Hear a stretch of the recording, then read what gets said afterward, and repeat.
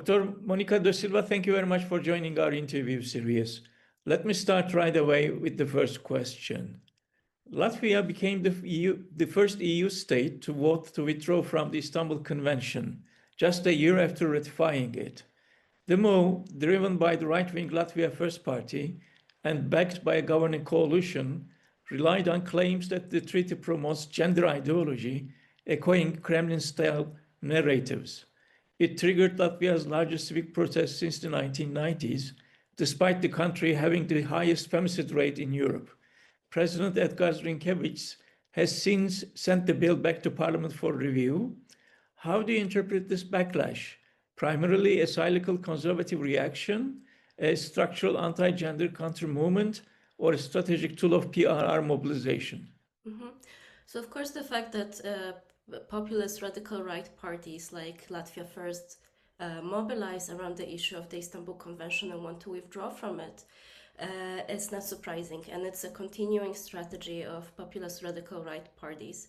But what is different about this case and worrying is the fact that a conservative party like the Union for Farmers and Greens joins these populist radical right parties in this aim of withdrawing from the Istanbul Convention, right?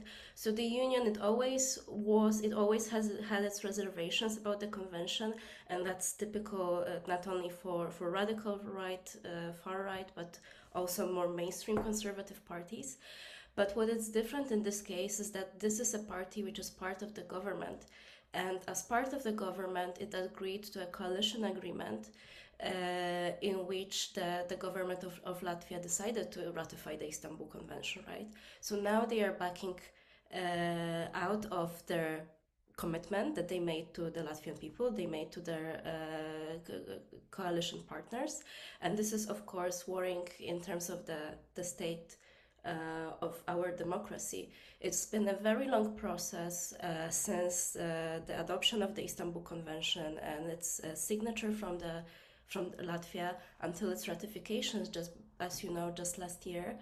And during this process, we had a very broad democratic process with many debates in the Parliament of Latvia, with a case in the Constitutional Court of Latvia, which stated that the Istanbul Convention is in line with the Latvian constitution. Latvia also, during its ratification, adopted an interpretive declaration to the convention stating that it will not replace the word sex with the word gender in its national legislation, etc., etc. So a lot of voices were part of this discussion, were taken on board. Their worries, for example, in terms of legality of the convention, were let's say evaluated. So this is really worrying that now at this moment we still have to deal with this reservation to the convention, and also this is worrying in terms of Latvia's commitment to its international commitments, because the convention is not only a commitment to their own population, women in the population, but also to other states that are parties to the convention. Right. In your view, what explains the political salience of gender ideology narratives in opposition to the Istanbul Convention across such varied contexts as Latvia, Bulgaria, Turkey, and Hungary? Yes, so I like to think about the gender ideology narrative as having a supply side and a demand side. And in terms of a supply side, we have in all of these countries very strong populist radical right parties, but also other political movements that are very good at mobilizing against the convention and transnationalizing this issue, right? So this is the supply side of this narrative. But what is even more interesting is the demand side of this narrative, right? This strategy would not work if not for the resonance of this argument with a certain part of the population. And what is similar in all of these countries, right? You mentioned Latvia, Bulgaria, Turkey, Hungary. They all participate in European integration, but are not at the core of this project, right? They are not Western European countries. There are Central and Eastern European countries, or even countries on the border, on the boundary between Europe and other continents. And there is a very close. There are a lot of interlinkages between European identity and gender equality norms that we see. And we see that having certain norms or adopting certain laws gives states a certain status within European integration, right? So the case of Turkey is a case in point. The Istanbul Conventionists name Istanbul Convention for a reason. It was adopted in Turkey, and Turkey, let's say, gained a lot of status points by being a host of this conference, right? It was able to brand itself as European, liberal, etc. But let's remember that was what, over 10 years ago, 15 years ago, and now we live in a different moment. Now we live in a moment when Turkey's accession to the European Union is much less likely.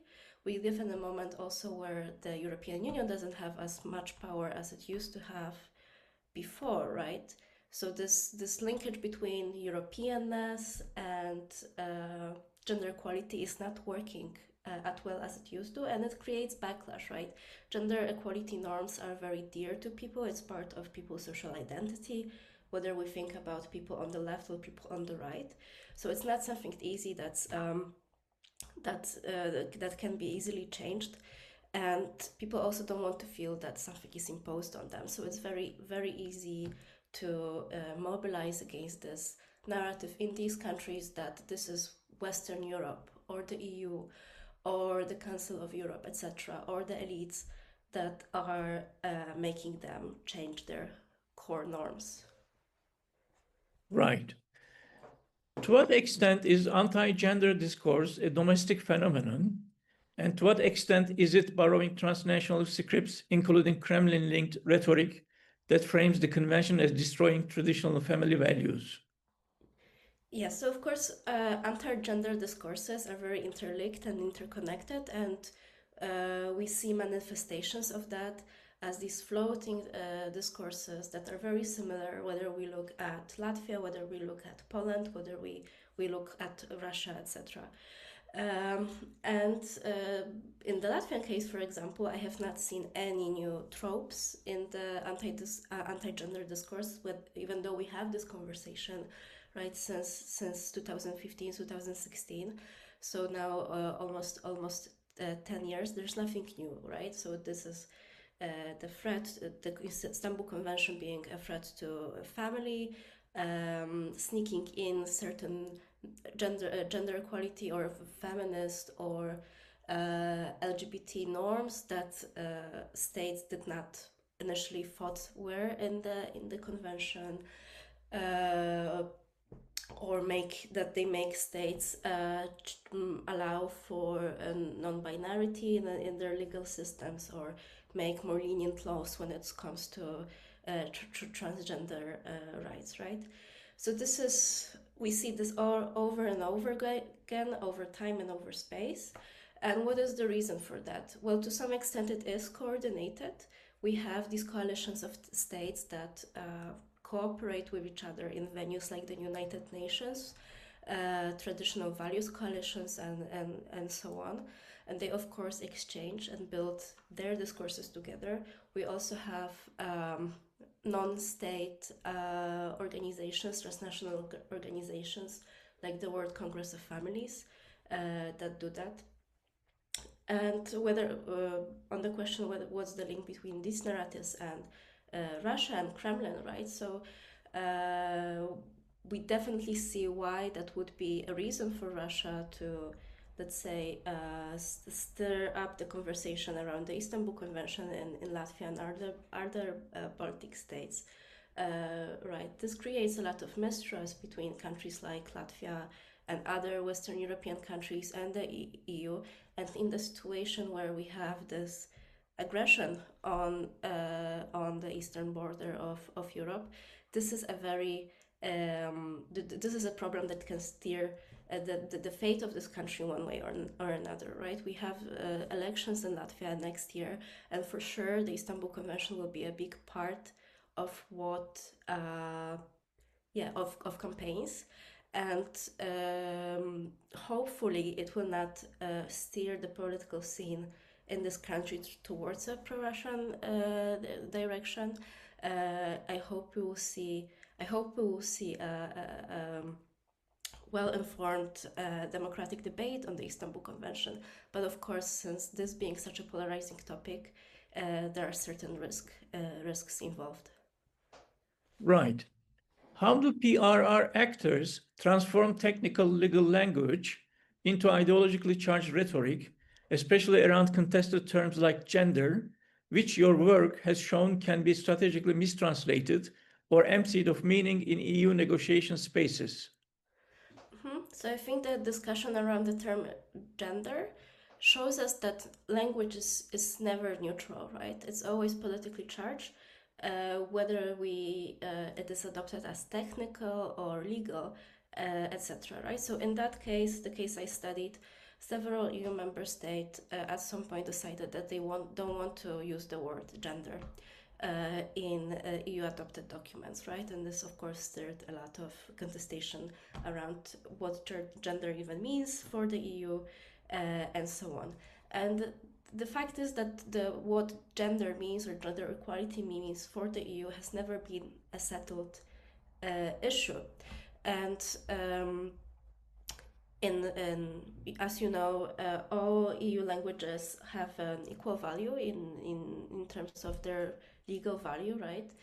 And in different languages, in some languages, gender equality is translated basically to equality between men and women, and this hasn't been an issue for a long time because it didn't spark as much of a discussion as it does now, with many states being very attached to the idea that gender should include more than men and women, and some countries being attached to the idea that it should not. So there is this discursive openness in what gender means for the EU. It has been before the so-called gender language crisis, and populist parties, populist governments are very skilled at using this discursive openness, right? Because if we do not know what are the exact boundaries of a certain word, and this is of course not atypical in political discourse, it's very easy to then argue that this word means basically some ridiculous things, right? That the fact that gender replaces the word sex, and therefore we cannot talk about men and women anymore. This is of course not the case with what the word gender means, but it's definitely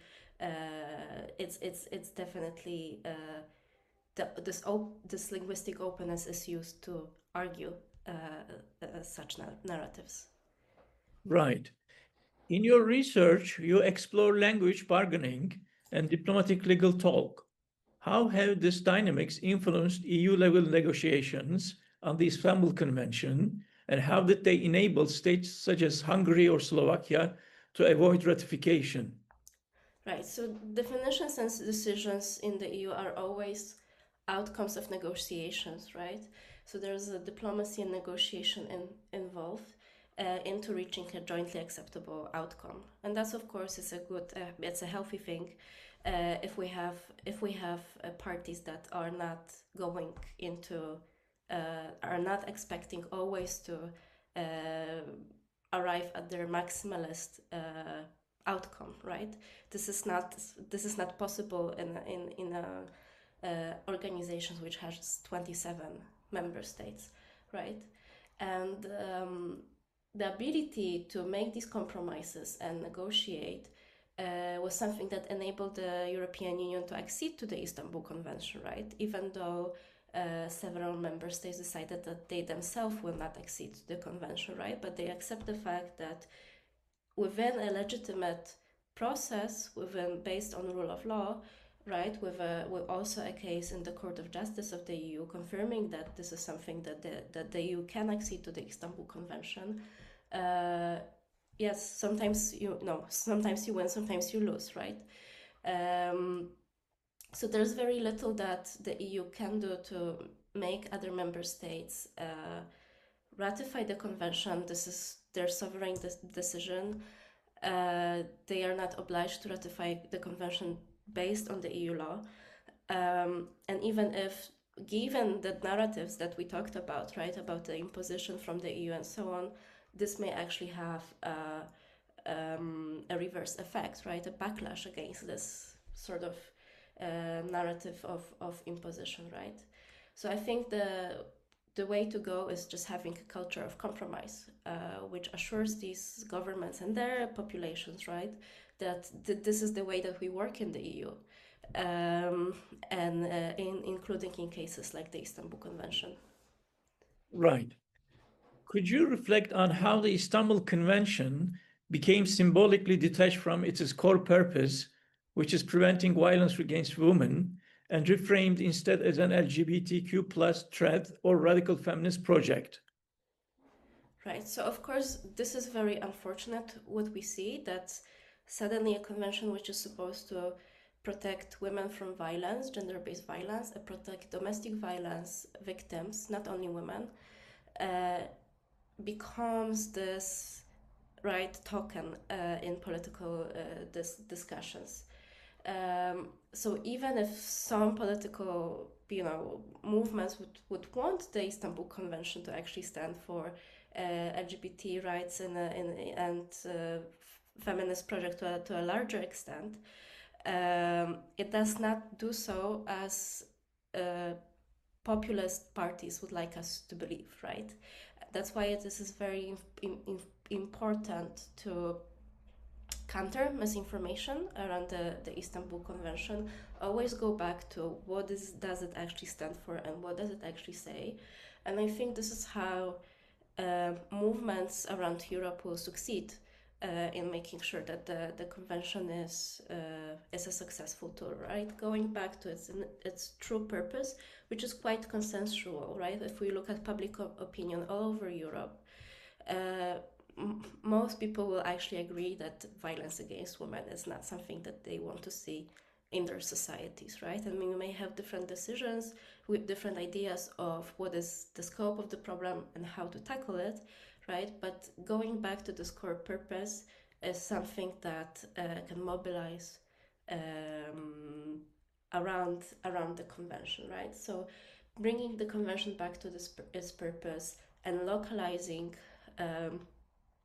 this purpose as not something that is imposed or defined by other countries on Latvia, for example, but it's actually important in the case of Latvia, within Latvian society itself, is very important. And we see civil society, I think, learning to do that, to focus on these two things. So when we look at the protest in Latvia, right, I've seen a lot of Latvian flags. I've seen, like, the protest itself has this motto of protecting Mother Latvia, right?